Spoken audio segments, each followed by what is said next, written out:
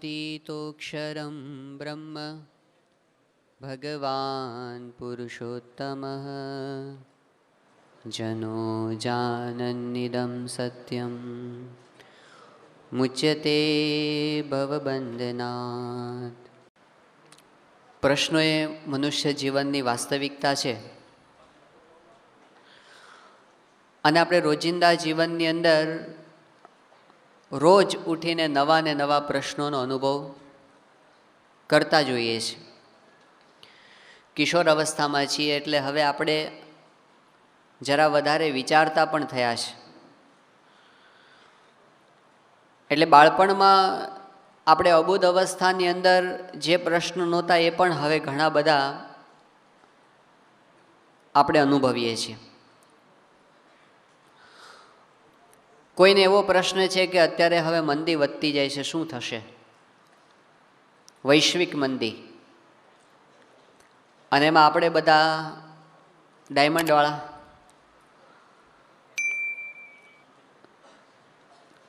રોજ નવી નવી આગાહી આવે છે કે ક્યારે ઊભું થશે, પાછું મહિનો થશે, 2 મહિના થશે, 6 મહિના થશે, વરસ થશે.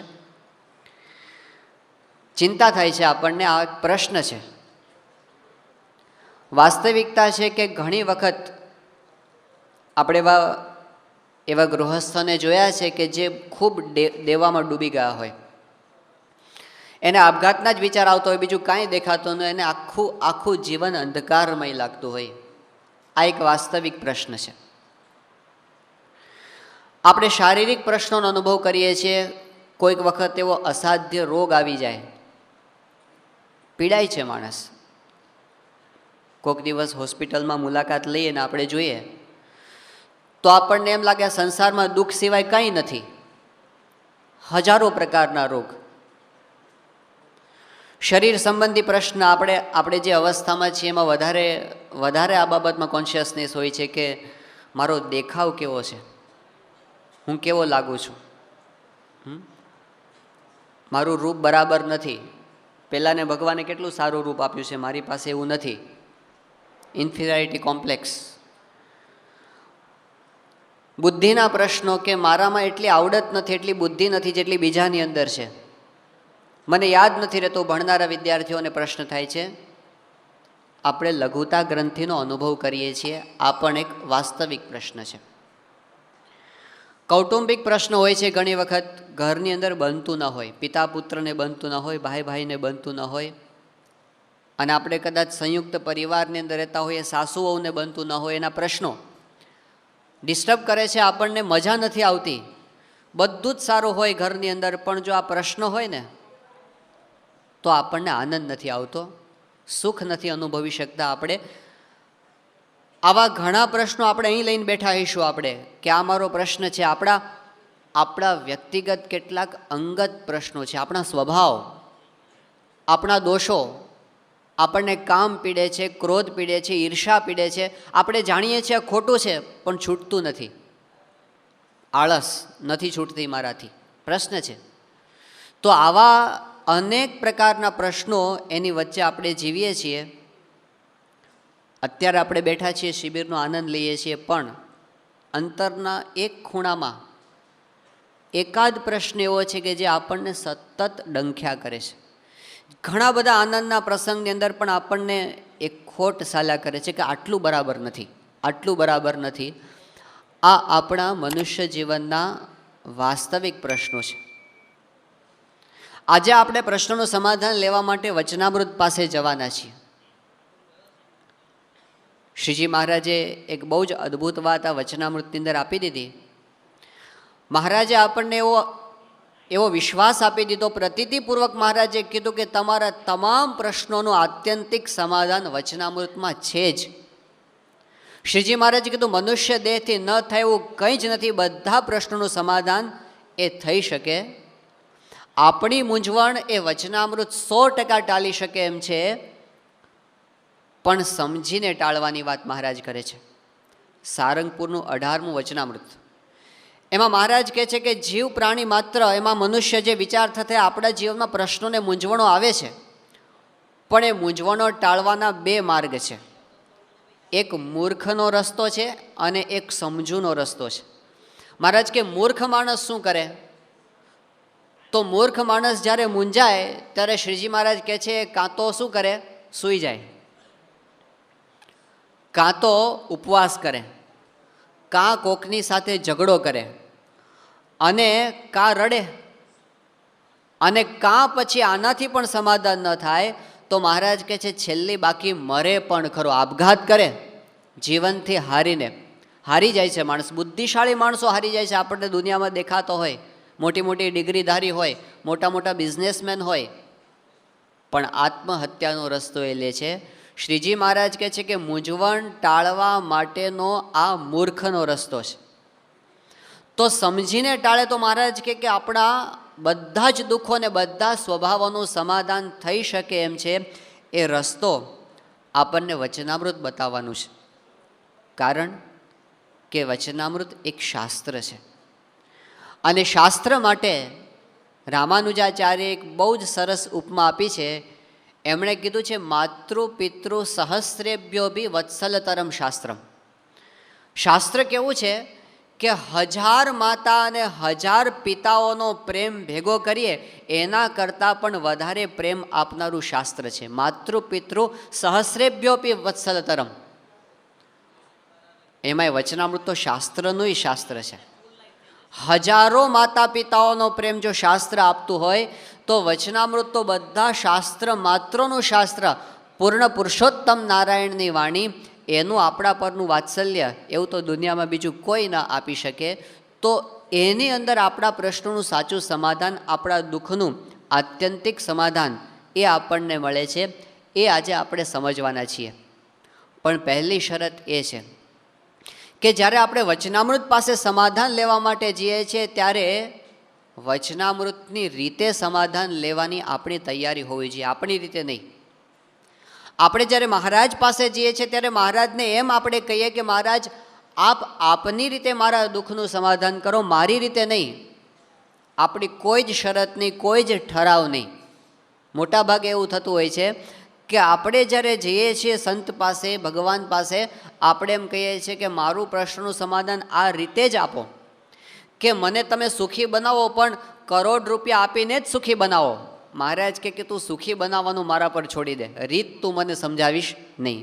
રીત વચનામૃતની, સમાધાન આપણા તમામ પ્રશ્નોનું, પણ રીત છે એ વચનામૃતની. એટલી તૈયારી સાથે વચનામૃતની પાસે આપણે જવાનું છે.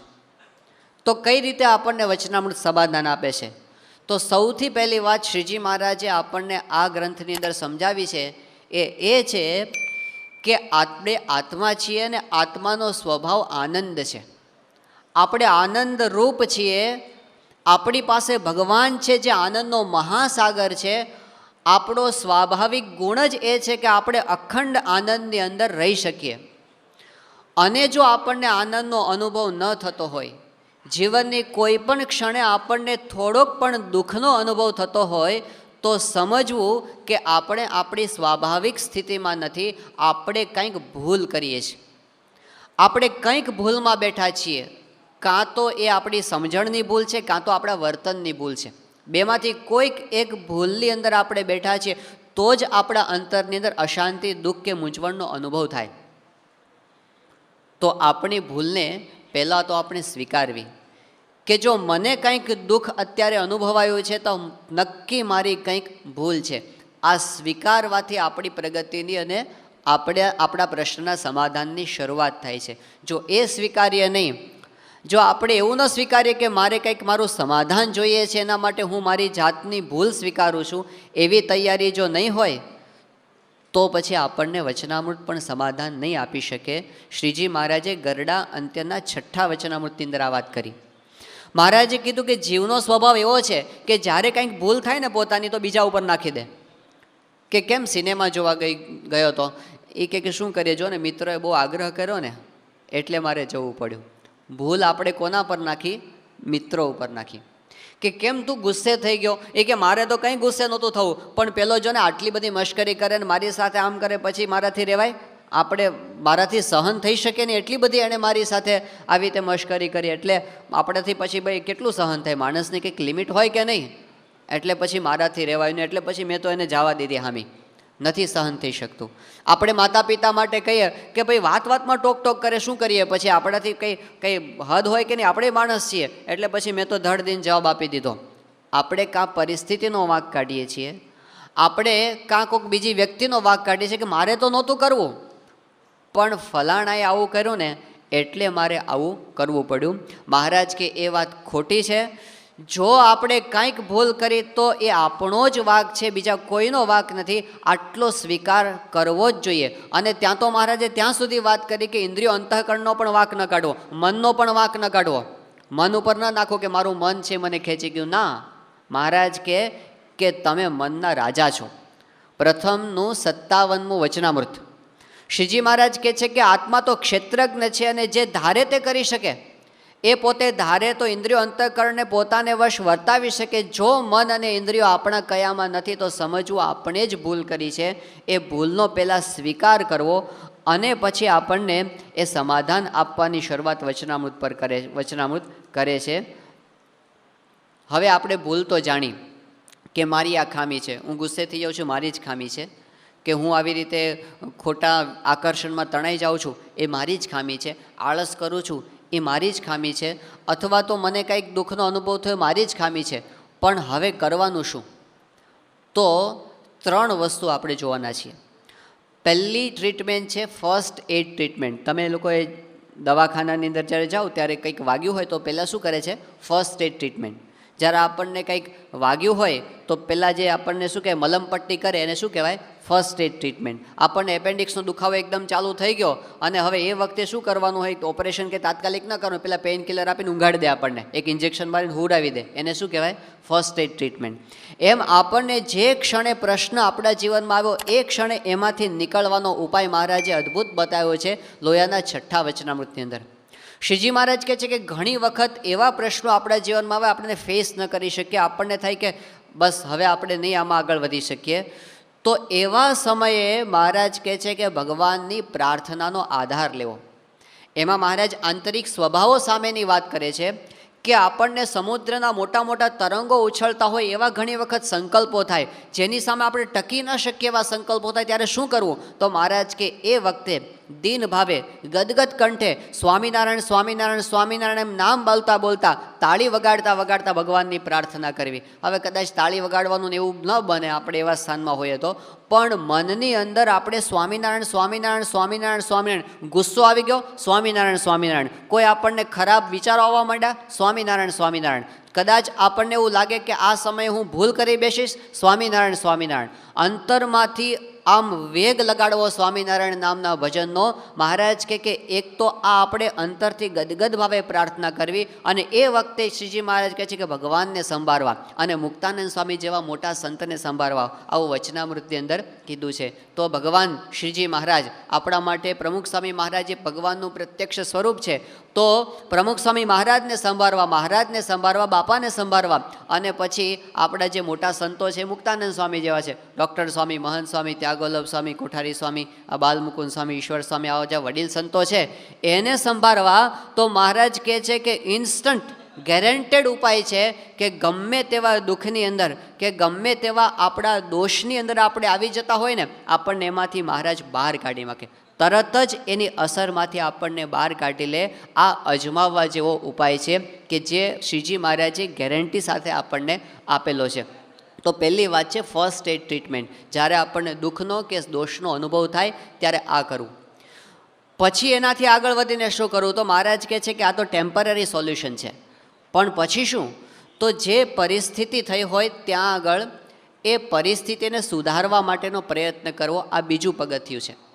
દાખલા તરીકે આપણે કોઈક વાતાવરણની અંદર આવે, આપણે કંઈક ખરાબ દ્રશ્ય જોવાઈ ગયું આપણાથી અને આપણને એકદમ ખરાબ સંકલ્પો થવા માંડ્યા, અથવા આપણે એવા વાતાવરણમાં આવી ગયા કે કંઈક એવી વાત સંભળાવીને આપણને અંતરની અંદર આવી રીતે ઉદ્વેગ થવા માંડ્યો, અથવા તો આપણે એવી જગ્યાએ આવી ગયા કે આપણે કોકની ઉપર ગુસ્સે એકદમ થઈ ગયા અને આપણાથી કદાચ મારી બેસાશે એવું આપણને લાગે, તો મહારાજ કહે છે કે પરિસ્થિતિ ઊભી ન થાય એવો પ્રયત્ન કરો, એનાથી દૂર જતા રહેવું.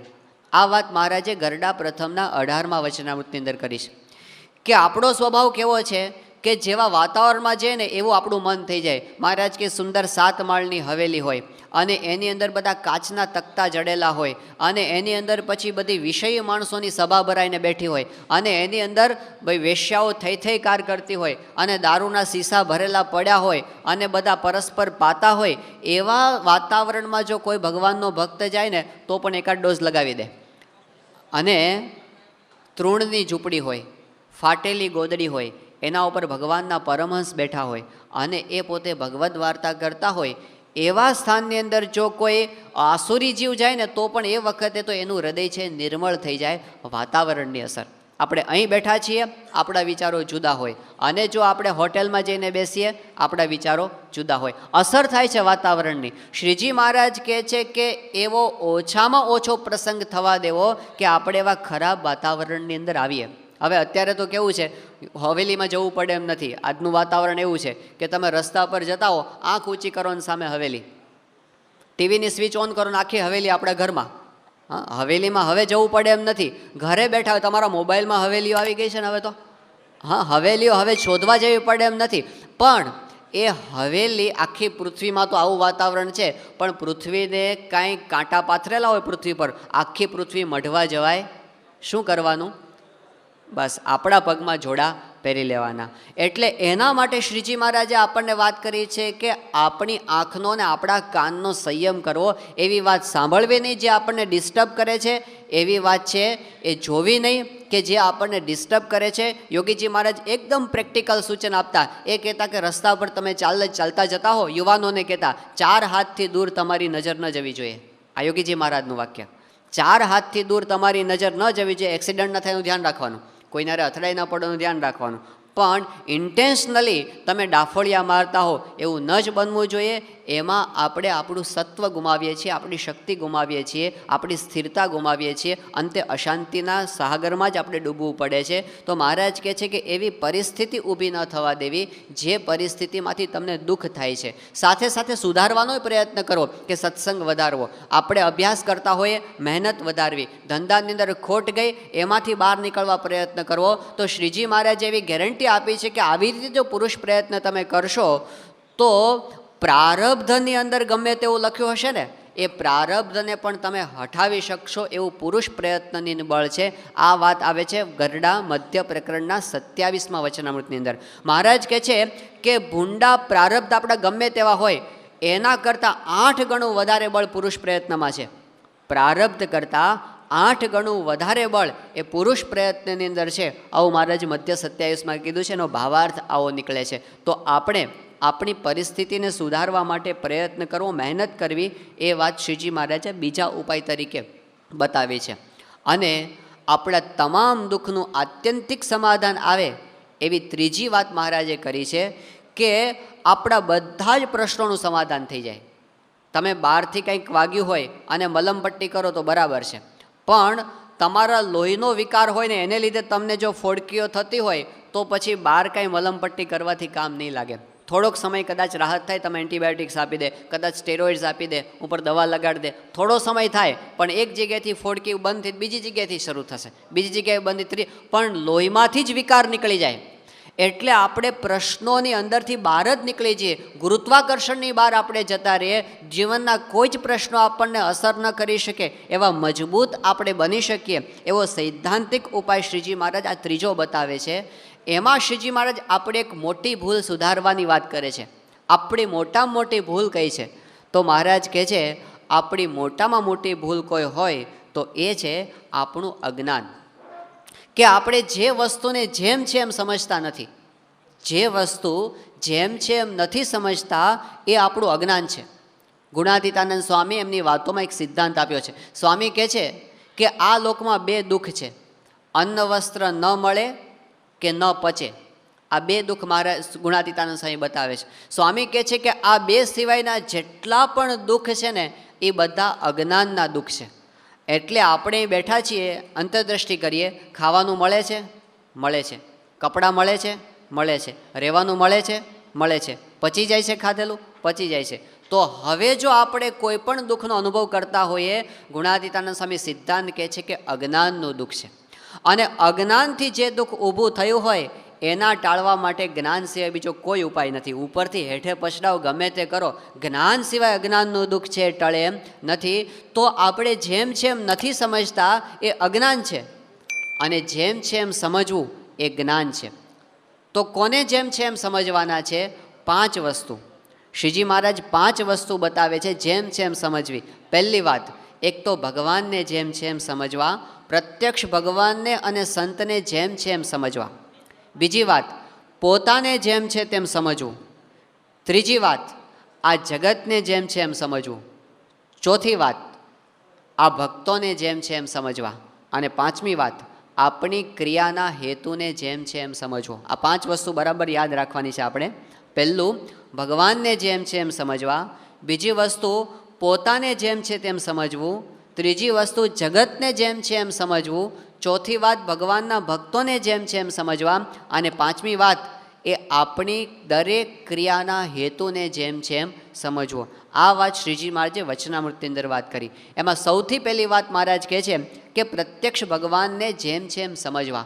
આ વચનામૃતની એક બહુ જ મોટી વિશેષતા છે કે શાસ્ત્ર માત્રને ભેગા કરી એમાં વચનામૃત જો જુદું તરી આવતું હોય તો એક આ સિદ્ધાંતના આધારે કે વચનામૃતની અંદર એક બહુ જ મોટી આગવી વિશેષતા એ છે કે એમાં પ્રત્યક્ષ ભગવાનની વાત કરી. પ્રત્યક્ષ એટલે આંખથી જોઈ શકો એવા ભગવાનની વાત વચનામૃતની અંદર મહારાજ કહે છે. મધ્યના 21માં શ્રીજી મહારાજ કહે છે કે આ વાત તમે આજ સમજો કે લાખ વર્ષ કેડે સમજો, પણ એ વાત સમજે જ છૂટકો છે. એ કઈ વાત?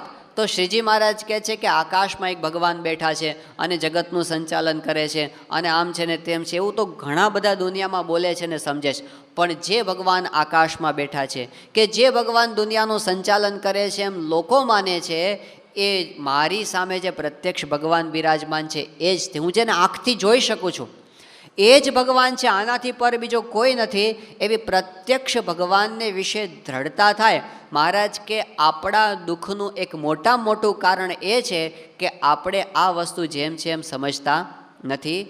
પ્રથમનું 24મું વચનામૃત બ્રહ્માનંદ સ્વામી એને મહારાજ કહે છે કે બ્રહ્માનંદ સ્વામી અંતરમાં સૂનું રહે છે. એનું કારણ શું છે?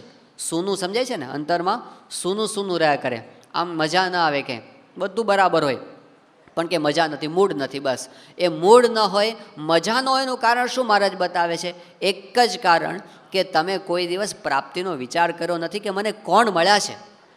તમે એના ઉપર ક્યારેય દ્રષ્ટિ રાખી નથી કે હું ખાટી ગયો છું. અને જો આ વાતનું આપણને અનુસંધાન રહે કે આપણને કોણ મળ્યા છે તો શ્રીજી મહારાજ 2 વચનામૃતની અંદર આ વાત કરે છે. એક છે ગરડા પ્રથમનું 78મું અને બીજું છે કાર્યાણી પ્રકરણનું 8મું.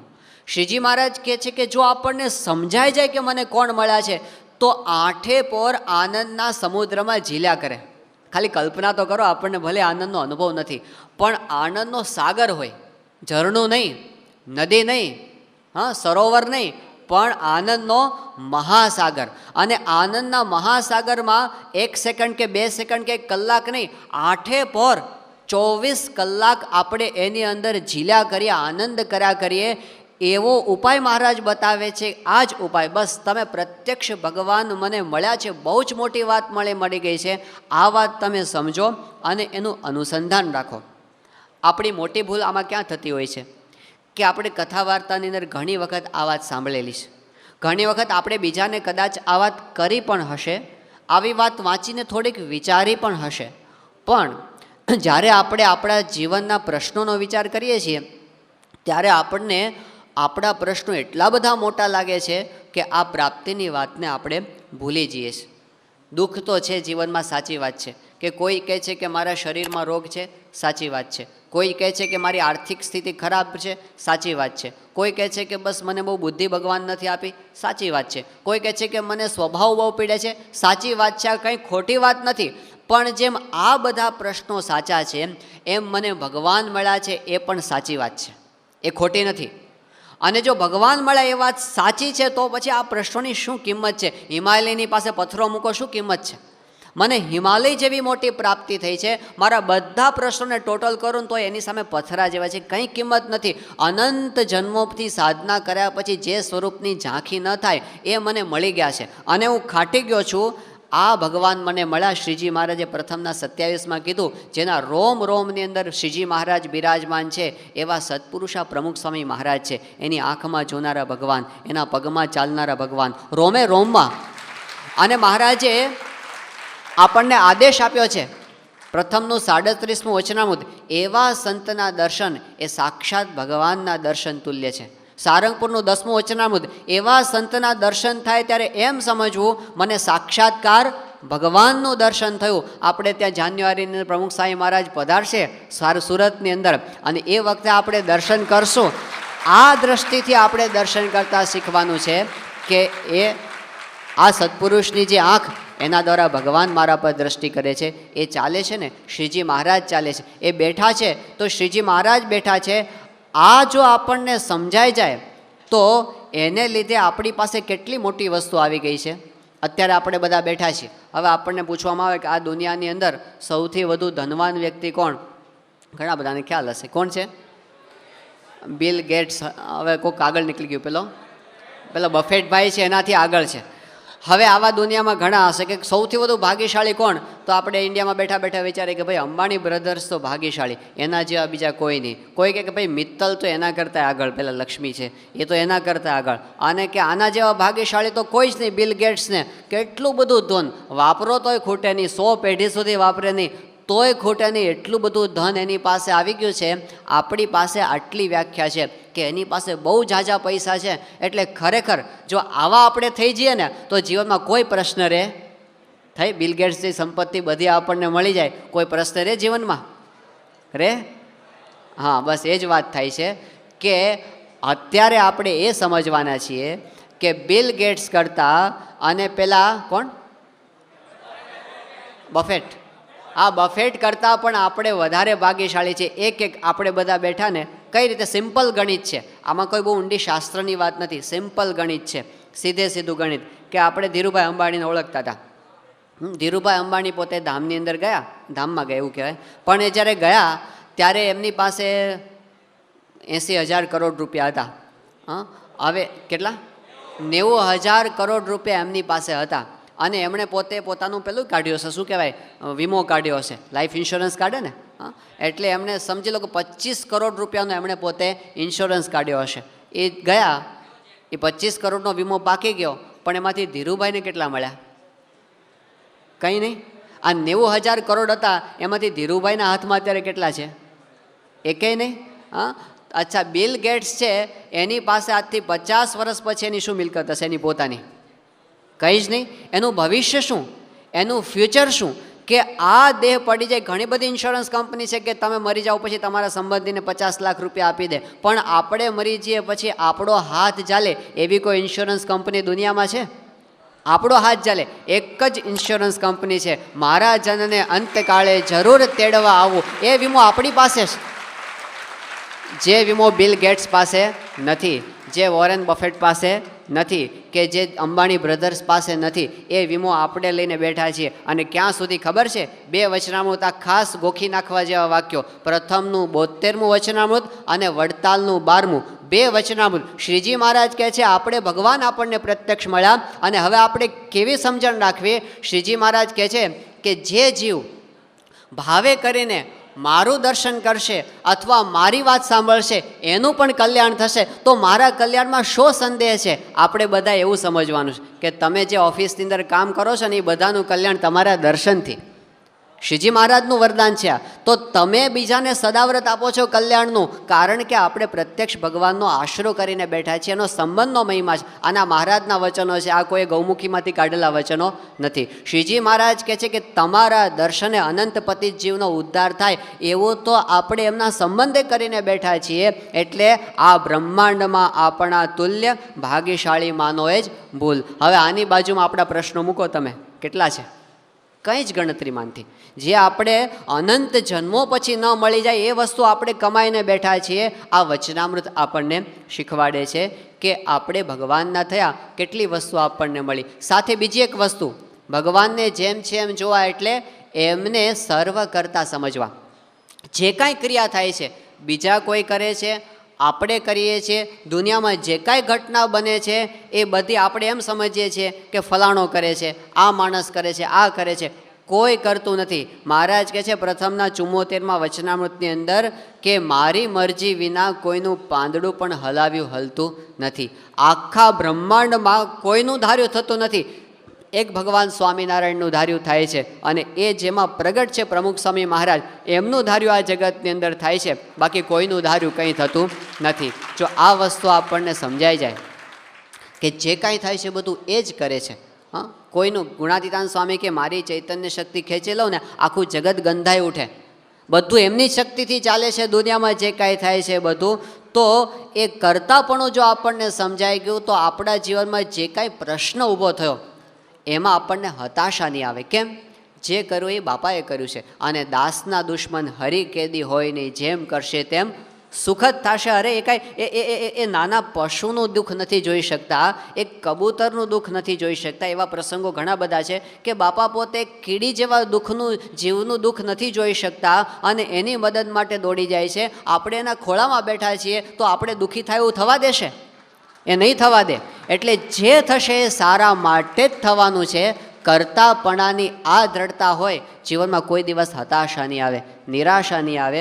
કારણ કે જેના હાથમાં ચાવી છે એ તો આપણા છે, એ તો આપણા થઈને બેઠા છે. એ ભક્ત વત્સલ છે, એ ક્યારેય પોતાના ભક્તને દુઃખી થવા દેતા નથી. દુનિયામાં જેટલી કાંઈ દયા દેખાય છે એ બધી દયાને ભેગી કરો ને તો પણ ભગવાનની ને સંતની જે દયા છે એની પાસે કંઈ નથી. એવા દયાળુ પુરુષ એમના ખોળામાં આપણે બેઠા છીએ, અને એ કરતા હરતા છે. એટલે સૌથી પહેલી સમજણ આ પ્રત્યક્ષ ભગવાનને ને સંતને જેમ છે તેમ સમજવા. બીજી વસ્તુ પોતાને જેમ છે તેમ સમજવું. આપણે પોતાને શું સમજીએ છીએ? આ મારું ગામ છે, આ મારું નામ છે, આ દેહ એ મારું સ્વરૂપ છે. આપણે આ શરીરને પોતાનું રૂપ માનીને બેઠા છીએ. આપણે એમ માનીએ છીએ આ શરીરનું રૂપ એ મારું રૂપ છે, અને શરીરનું કુરૂપ એ મારું કુરૂપ છે. શરીરની આવડત એ મારી આવડત છે, અને શરીરની અણઆવડત એ મારી અણઆવડત છે. શરીરની ખામી એ મારી ખામી છે, અને શરીરની વિશેષતા એ મારી વિશેષતા છે. શરીરની સગવડ એ મારી સગવડ છે, અને શરીરની અગવડ એ મારી અગવડ છે. શરીરનું સુખ એ મારું સુખ છે, અને શરીરનું દુઃખ એ મારું દુઃખ છે. શરીરનું સન્માન એ મારું સન્માન છે, અને શરીરનું અપમાન એ મારું અપમાન છે. શરીરનો જન્મ એ મારો જન્મ છે, અને શરીરનું મૃત્યુ એ મારું મૃત્યુ છે. મહારાજ કે આ મોટામાં મોટી ભૂલ છે. ગરડા પ્રથમનું 20મું વચનામૃત આ કેવો છે કે જે પોતે પોતાને નથી જોતો અને દેહ ભાવે જોયા કરે છે એ અજ્ઞાનીમાં અજ્ઞાની છે. ઘેલામાં મૂર્ખમાં મૂર્ખ, અને નીચમાં નીચ. એવા શબ્દો વાપરીને મહારાજ આપણને ભૂલમાંથી બહાર કાઢવા માગે છે કે આપણે આ નથી સમજવાનું. આ ગેરસમજ છે, ને આ ભૂલને લીધે અનેક પ્રકારના પ્રશ્નો, અનેક પ્રકારના દેહ ભાવના પ્રશ્નો બધા. એક આપણી યુવા પેઢીનો પ્રશ્ન આપણે શરૂઆતની અંદર વાત કરી, આપણને એમ હોય છે કે મારો દેખાવ. આપણી સારંગપુરની લાઇબ્રેરીમાં એક પુસ્તક છે 100% અમેરિકન્સ નામનું એક પુસ્તક છે. એમાં બધા સર્વેઝ આપ્યા છે બધા. તો એમાં આંકડા આપ્યા છે. એમાં એક ફિગર એવી આપીશ, અમેરિકાનો જ સર્વે છે, એક જ દેશનો છે, પણ દુનિયાના બધા દેશની અંદર આ મેન્ટાલિટી તો લગભગ સરખી જ હોય છે. તો એમણે સર્વે કર્યો છે, અમેરિકાની અંદર 94% પુરુષો, જેન્ટ્સ 94% પુરુષો એવા છે કે જે લોકોને એમ લાગે છે કે મારો દેખાવ બરાબર નથી, મારી હાઇટ બરાબર નથી, મારો સ્કિનનો કલર બરાબર નથી, મારું નાક બરાબર નથી, મારી આંખ બરાબર નથી, મારું હેન્ડસમ હું નથી. કેટલા? 94% પુરુષો. અને હજી સાંભળજો, 99% અમેરિકન લેડીઝ એવી છે કે જેને પોતાનો દેખાવ બરાબર નથી લાગતો. હજી આમાં સુધારો કરવાની જરૂર છે. હજી આ દેહભાવ અને આની અસર શું થાય છે જોજો, કેટલી ગંભીરતા સુધી આ પ્રશ્ન પહોંચે છે. આપણે જાણીએ છીએ કે કરોડો રૂપિયા લોકો કોસ્મેટિક્સ પાછળ ખર્ચે છે. એ બધી વાત તો બાજુમાં જવા દો. પણ હમણાં 2 વર્ષ પહેલાં ગાંધીનગરની અંદર આપણો સત્સંગ મંડળનો એક કિશોર એ એક સંત પાસે આવ્યો, એકદમ હતાશ થઈ ગયો હતો, અને એ કે બસ સ્વામી હવે હું નહીં જીવી શકું, મારે હવે આપઘાત કરવો છે.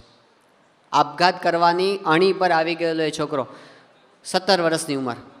કે તને શું એટલું બધું શું દુઃખ છે, વાત તો કર. કે સ્વામી દુઃખ એ છે કે મને ખીલ બહુ થાય છે. હા, આ હકીકત છે. એટલો બધો હતાશ થઈ ગયો હતો એને લીધે. આપણે આને લીધે હતાશ થઈએ છીએ. જ્યારે જ્યારે અરીસા સામે જઈને ઊભા રહે ત્યારે થઈ કે બરાબર નહીં, આટલું હોત તો સારું હતું. 10 મિનિટ પછી આપણી એ દુઃખમાં જાય, જ્યારે જ્યારે જઈને ઊભા રહીએ ત્યારે. તો એ પ્રશ્ન છે દેખાવનો. અને એવા ઘણા બધા પ્રશ્નો શરીર સાથે બધા જોડાયેલા છે. પણ એમાંથી બહાર નીકળવાનો ઉપાય શ્રીજી મહારાજે એક આત્યંતિક ઉપાય બતાવ્યો. આપણે આ શરીર નથી, આપણે તો આત્મા છીએ. અને આ જ્ઞાન કેટલું અદ્ભુત છે! મહારાજે એકદમ સિસ્ટમેટિક એની રીત બતાવી છે. આત્માનો વિચાર કેવી રીતે કરવો, આ પ્રથમના 20મા વચનામાં મહારાજે બતાવ્યું છે કેવી રીતે આત્મવિચાર કરવો. તો સૌથી પહેલાં મહારાજ કહે છે કે જ્યારે જ્યારે આત્માનો વિચાર કરવા બેસીએ તો પહેલાં તો આપણે ભગવાનની પ્રાપ્તિનો વિચાર કરવો. ત્યારથી આત્માને વિચારની શરૂઆત કરવી. સૌથી પહેલાં ભગવાનનો પ્રતાપ વિચારવો, મને કોણ મળ્યા છે, આ પહેલું પગથિયું. બીજું પગથિયું આત્મવિચારનું મહારાજ કહે છે પ્રથમના 16માં કે સંતના વચને કરીને આત્માનો વિચાર દ્રઢ કરવો. કે મારા ગુરુ મને કહે છે કે એટલે હું આત્મા છું. હા, મને ભલે કંઈ દેખાતું નથી આત્મા કેવો છે, ને પ્રકાશ મને કંઈ દેખાતું નથી, પણ મારા ગુરુ કહે છે કે આ શરીરથી હું જુદો છું, આત્મા છું, એટલે હું આત્મા છું. આ ગુરુના વચને. આ બીજું પગથિયું. અને ત્રીજી વાત મહારાજ કહે છે કે પછી મનન કરવું કે દેહ જુદો છે અને આત્મા જુદો છે. થોડા ઊંડા ઉતરવું, થોડા એકાંતમાં બેસી શાંત ચિત્તે આ શરીર કરતાં હું જુદો છું, આપણું અસ્તિત્વ જુદું છે, એનો વિચાર કરવો, એનું મનન કરવું કે આ શરીર કેવું છે. આ શરીર એક ગાડી છે, હું એનો ડ્રાઈવર છું. આપણને ક્યારે એવું થાય કે ગાડી એ હું છું, ગાડીને ગોબો પડી જાય આપણે કે મારામાં ગોબો પડી ગયો કહીએ આપણે? ના, આ તો જુદું છે. આ તો ગાડી છે, હું તો એનો અંદર બેસનારો છું. આપણે શરીર એ મકાન છે ને આપણે એમાં રહેવાવાળા છીએ. મકાન જુદું છે ને આપણે એમાં રહેવાવાળા જુદા છે. શરીર સાધન છે ને આપણે એને ચલાવનારા છીએ, આપણે એ નથી. આપણું અસ્તિત્વ એ એનાથી જુદું. શરીર એ વસ્ત્ર છે, આ કપડું, અને આપણે એ કપડાને પહેરનારા છીએ. શરીરમાં કપડાને કાણું પડીએ તેમ કે મારામાં કાણું પડી ગયું, ના, આ તો કપડું છે, એ તો ફાટી જાય, કેટલાય ફેંકી દેતા આપણે. અને હકીકતમાં વિજ્ઞાન આજે આ વસ્તુ સ્વીકારે છે. આપણે જે બેઠા છીએ ને આપણે બધા, કે આપણા બધાના શરીર છે ને આ કપડું છે, એ રોજ એક કપડું નાશ પામે છે, રોજ. અને કેટલી હદ સુધી કે 5 વર્ષની અંદર શરીરના બધા કોષો બદલાઈ જાય છે અને નવા આવી જાય છે. 5 વર્ષની અંદર શરીર આખું બદલાઈ જાય છે, નવું. એટલે તમારી કેટલી ઉંમર થઈ? કેટલી ઉંમર થઈ? કેટલી? હા, 19 વર્ષ થઈ ને, તો 3 તો બદલાઈ ગયા તમારા શરીર જન્મ પછી. આ જન્મમાં, આગળના જન્મમાં નહીં, ચોથું હજે થોડુંક વધ્યું 10%. પણ 4 શરીર બદલી નાખ્યા આપણે 20 વર્ષની ઉંમર સુધીમાં. આ શરીર આપણે છીએ જ નહીં. કપડું જેમ કાઢી નાખીએ એમ નીકળી જાય છે, એ આપણું સ્વરૂપ નથી. આપણે એમાં રહેવાવાળા છીએ. 30 વર્ષ પહેલાં આપણે ક્યાં હતા કહો? એ વખતે આપણું કયું શરીર હતું? ગુણાતીતાનંદ સ્વામી કહે કે 30 વર્ષ પહેલાં આપણું જે શરીર હતું એના હાડકાં જો આવીને પડ્યા હોય ને તો આપણે હાડકાને ઓળખી ન શકીએ કે મારું હાડકું છે, આ ન ઓળખાય. એ બધું ગયું. તો આપણે એનાથી જુદા છીએ, આત્મા. અને પછી શું સમજવાનું? લોયાનું 12મું વચનામૃત. શ્રીજી મહારાજ કહે છે કે પછી આ આત્મા એ અક્ષર રૂપ છે એવું સમજવાનું. કે અષ્ટ આવરણે યુક્ત એવા છે કરોડો બ્રહ્માંડ જે અક્ષરના રૂવાડે ઉડતા ફરે છે, એ અક્ષરધામ એ મારું સ્વરૂપ છે. એની સાથે એકતા કરવાની. આ ઉચ્ચ કક્ષાનું જ્ઞાન છે, પણ આપણે અત્યારે નહીં સાંભળીએ તો ક્યારે સાંભળશું? તો આ અક્ષર એ હું છું. ગુણાતીતાનંદ સ્વામી મારું સ્વરૂપ છે, પ્રમુખ સ્વામી મહારાજ મારું સ્વરૂપ છે. આ શરીરથી હું જુદો છું અને બ્રહ્મરૂપ છું, એવું આપણે બધાએ માનવાનું છે. જો આટલી ઊંચી આપણી દ્રષ્ટિ આવી જાય તો રે ઇન્ફિરિયોરિટી કોમ્પ્લેક્સ. કોઈ જાતની પછી આપણને લઘુતા ગ્રંથિ ન રહે કે હું આ શરીરથી જુદો છું, આત્મા છું, બ્રહ્મ છું, અક્ષર છું. ફીલ કરો, અનુભવ કરો કે મારે વિશે ભગવાન બિરાજમાન છે. અણુ માત્ર ભગવાન છેટા નથી. અત્યારે આ સેકન્ડે, અત્યારે આ ભગવાન આપણાથી, ભગવાનનું ધામ અણુ માત્ર આપણાથી છેટે નથી. અને આપણે અનંત સુખના ભગવાનની સાથે જ છીએ. એવા ભગવાનની સાથે આપણે રહેલા છીએ. તો આત્મજ્ઞાન એ આપણને દુઃખમાંથી બહાર લાવીને સાચા સુખની અનુભૂતિ કરાવે છે. આ બીજી વસ્તુ શ્રીજી મહારાજે કીધી, પોતાને જોવાની દ્રષ્ટિ. ત્રીજી વસ્તુ જગતને જોવાની દ્રષ્ટિ.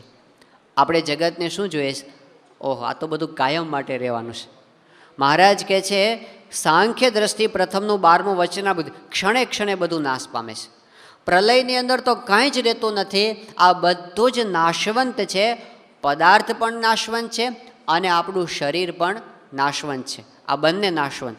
પદાર્થ પણ નાશવંત અને આપણું શરીર પણ નાશવંત.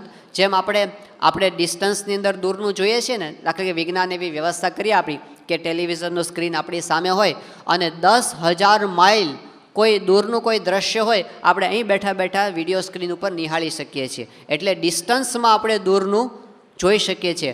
હવે એવી જ રીતે શ્રીજી મહારાજ દ્રષ્ટિ આપે છે, તમે ટાઈમમાં દૂરનું જુઓ. આજથી 100 વર્ષ પછીનો વિચાર કરો. આજથી 100 વર્ષ પછી આ જ સારંગપુરની અંદર ઇતિ વચનામૃતમ નામની એક શિબિર યોજાય છે. એનું દ્રશ્ય તમે જુઓ કે સુરતથી અત્યારે તો 2000 યુવક કિશોર કિશોરીઓ આવ્યા છે, પણ એ વખતે કદાચ કેટલા હશે? 2 લાખ. મોડો સંકલ્પ ન કરો. 2 લાખ અહીંયા આગળ આવ્યા હશે શિબિર ભરવા માટે. અને આવી જ રીતે હવે એ વખતે તો કેટલો મોટો હોલ હશે ખબર નહીં. આ વિદ્યા મંદિર એના કરતાં ઘણું મોટું થઈ ગયું છે. 2 લાખ માણસનો એર કન્ડિશન હોલ હશે અને એની અંદર તમે બેઠા બેઠા અને એમાં એક રાતનું પ્રવચન હશે. પ્રવચનનો વિષય હશે આપણા પ્રશ્નોને વચનામૃત. એમ નામનું એક પ્રવચન ચાલતું હશે. પણ યાદ રાખો કે એ વખતે તમે કે હું આપણામાંથી કોઈ નહીં હોય. બોલનારા ને સાંભળનારા આપણામાંથી કોઈ જ નહીં હોય. એ બધા જુદા હશે. અને 100 વર્ષ પહેલાંનો વિચાર કરો. પહેલાં કંઈ નહોતું, પછી કંઈ રહેવાનું નથી, વચમાં આ બધું દેખાય છે. એમાં ચિંતા શું કરવાની? આ થોડો સમય માટેનું છે, નાશવંત છે, ક્ષણિક છે, આજે છે કાલે નથી. એ વાતમાં આપણે એટલા બધા ડિસ્ટર્બ શું થઈ જઈએ છે? શું બગડી ગયું એની અંદર?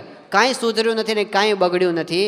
તો વિશાળ દ્રષ્ટિ શ્રીજી મહારાજ આપણને આપે છે કે આ દ્રષ્ટિ. અને ક્યાં સુધી મહારાજ તો કહે છે, આ ઘડી અને આ ક્ષણમાં મરી જવું છે એવો વિચાર રાખવો. 2 વચનામૃત, ગરડા મધ્યનું 55મું અને ગરડા અંત્યનું 30મું. હમણાં જ વાર જ નથી કંઈ.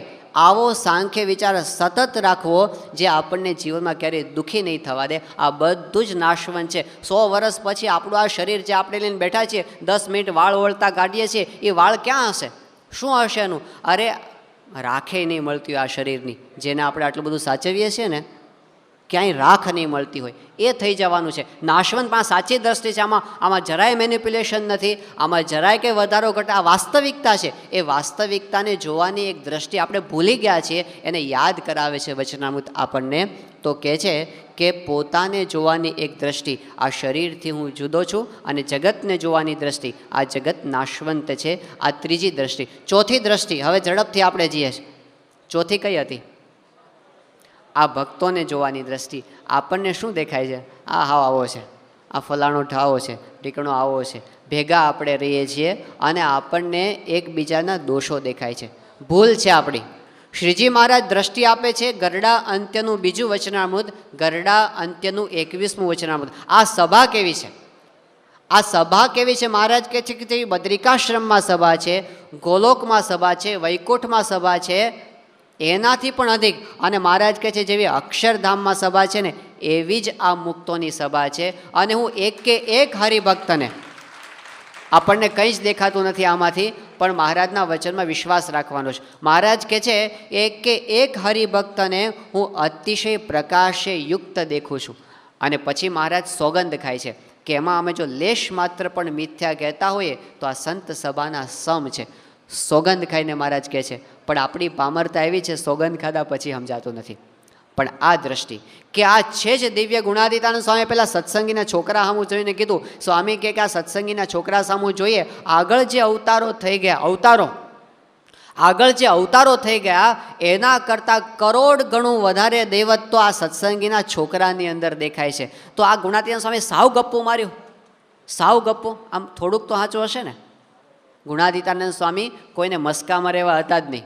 ખોટું, તમે બહુ સારા, તમે એ ખોટા મસ્કા મારે જ નહીં, જેમ હોય એમ કહી દે. એ ગુણાતીતાનંદ સ્વામીનું વ્યક્તિત્વ છે. આચાર્ય હોય કે ગમે તેવો હોય, એ ગુણાતીતાનંદ સ્વામી જેમ છે એમ કહેવાનું. સ્વામીનું જીવન વાંચો તો ખબર પડે. એ ગુણાતીતાનંદ સ્વામી કહે છે આ વાસ્તવિકતા છે, આપણને ખબર નથી આપણે કોની પાંખમાં બેઠા છે. અને આ સમુદાય કેવો છે, દિવ્ય છે.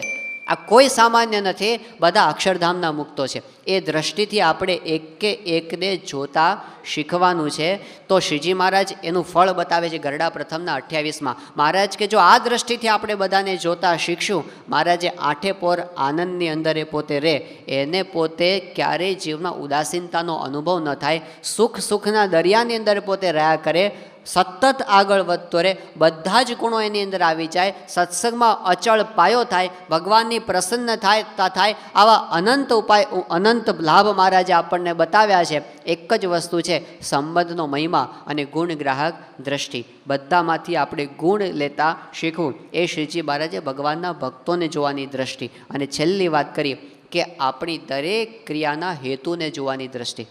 શેના માટે હું કરું છું? હું હીરા ઘસું છું શેના માટે? ઓફિસમાં બેસું છું શેના માટે? હું ભણું છું શેના માટે? તમે લગ્ન કરો છો શેના માટે? કોઈ સાધુ થાય છે તો શેના માટે? તમે આ શિબિરમાં આવ્યા છો શેના માટે? શેના માટે આપણે સવારમાં પૂજા કરીએ છીએ? શેના માટે? હેતુ શું છે આપણો? એક જ હેતુ છે આપણા જીવનની તમામ ક્રિયાઓનો. મહારાજ કે બધા હેતુને બાજુમાં મૂકી અને ભગવાનની પ્રસન્નતાને લક્ષ્ય બનાવો. દરેક વસ્તુમાં એક જ વિચાર, મારે મહારાજને રાજી કરવા છે, સ્વામીને રાજી કરવા છે, એના માટે જ આ કરું છું, બીજું કોઈ જ લક્ષ્ય નથી. મહારાજ કે ક્રિયા માત્ર ભક્તિરૂપ. જાઓ મધ્યનું 11મું વચનામૃત કે તમામ ક્રિયાઓ ભક્તિરૂપ આપણી થઈ જાય. આપણે એક દિવ્યતાની ભૂમિકાઓ પર આવી જઈએ. જીવનની અંદર આપણને ક્યારેય કોઈ દિવસ નિષ્ફળતાનો કે ચિંતાનો અનુભવ ન થાય એવો એક જબરજસ્ત અજમાવવા જેવો ઉપાય છે જે મહારાજે આ મધ્યના 11માં બતાવ્યો છે. તો આપણે કોઈ દિવસ ખોટા રસ્તે નહીં જઈએ, કોઈ દિવસ ચિંતા આપણા હૃદયની અંદર પ્રવેશ નહીં કરી શકે એવો આ એક ઉપાય છે. તો આપણે ફરી વખત 5 વસ્તુ મહારાજે આત્યંતિક ઉપાય તરીકે આપણને બતાવી. એક તો ભગવાન અને સંતને જોવા, એની દ્રષ્ટિ. દિવસમાં 2-4 વખત તો વિચાર કરવો જ કે મને કોણ મળ્યા છે, આ વિચાર કરવો જ. પ્રત્યક્ષ ભગવાનને સંતને જોવાની દ્રષ્ટિ. બીજી વસ્તુ પોતાને જોવાની દ્રષ્ટિ. ત્રીજી વસ્તુ જગતને જોવાની દ્રષ્ટિ. ચોથી ભક્તોને. અને પાંચમી આપણી દરેક ક્રિયાના હેતુને. હવે અત્યાર સુધી જે વાત કરી એ બધી થિયરી હતી. પ્રેક્ટિકલ માટે એક જ વસ્તુ છે. આ બધું જીવનના, આ તો બધી વાતો થઈ. વાતો થઈ એટલે આ બધું આવી ગયું જીવનમાં? એવું નથી થતું. એના માટે એક જ ઉપાય મહારાજે બતાવ્યો છે, સત્પુરુષની અંદર આપણું જોડાણ. પ્રથમનું 54મું વચનામૃત, પ્રથમનું 60મું વચનામૃત, વડતાલનું 4થું, વડતાલનું 11મું અને ઘણા બધા વચનામૃતની અંદર મહારાજે કીધું બસ આટલું જ કરો કે સ્વામી બાપામાં ચોંટી જાઓ તો આખું વચનામૃત સિદ્ધ આપણને થઈ જશે. બધા જ સિદ્ધાંતો આપણી અંદર દ્રઢ થઈ જશે. એમની અંદર ચોંટવું એટલે એમની આજ્ઞાનું પાલન કરવું. એમની અંદર ચોંટવું એટલે એમની અંદર હેત કરવું. એમની અંદર ચોંટવું એટલે એમનો મહિમા સમજવો. 3 વસ્તુ. એમની અંદર એમની આજ્ઞા પાળવી, એમને વિશે દ્રઢ પ્રીતિ કરવી અને એમનો મહિમા સમજવો. એ જેટલું વધારે થશે એટલા આપણા જીવનની અંદર આ બધા પ્રશ્નો છે એ ખસતા જશે અને ધીમે ધીમે કરતાં આપણે વધારે ને વધારે ભગવાનને સંતની નજીક જઈ શકશું. તો આ વચનામૃતના સિદ્ધાંતો આપણા જીવનમાં અપનાવી શકીએ અને આપણા પ્રશ્નોનું સમાધાન કરી શકીએ. પ્રાર્થના.